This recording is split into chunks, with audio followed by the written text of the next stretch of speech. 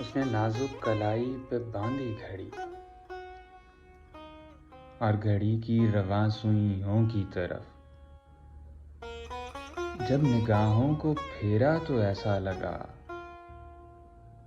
جیسے یکدم فضاؤں کو چپ لگ گئی۔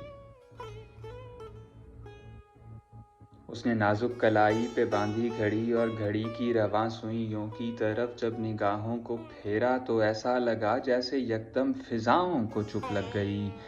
وقت ساکن ہوا، قافلے رک گئے، پھول کملا گئے، ہم بھی گھبرا گئے۔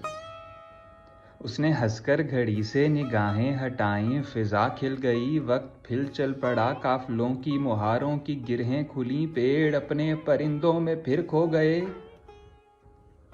ہم بھی خوش ہو گئے۔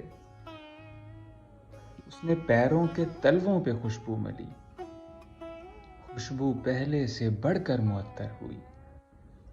اس نے ہاتھوں پہ مہندی کے پتے رکھے، مہندی جلنے لگی، خوشبو چلنے لگی۔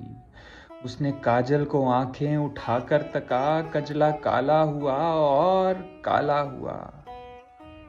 اس نے کانوں کی بالی پہ انگلی رکھی، بال پیچھے ہوئے، بالی لہرا گئی، کتنے بل کھا گئی۔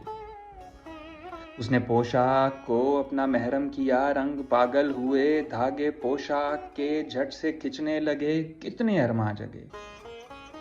ہم نے سوچا اسے چائے خانے کی ٹوٹی ہوئی میز پر رکھی بیکار چائے بھی اچھی لگی۔ ہم نے دیکھا اسے، پھر سے دیکھا اسے، پھر سے دیکھا اسے، دیکھتے رہ گئے۔ مصرعے ہونے لگے، شعر ڈھلتے ہوئے، جوش میں آ گئے۔ اس نے ہنس کر کہا، ہوش میں آئیے، ہوش میں آئیے۔ ہوش میں آ گئے، ہوش میں آ گئے۔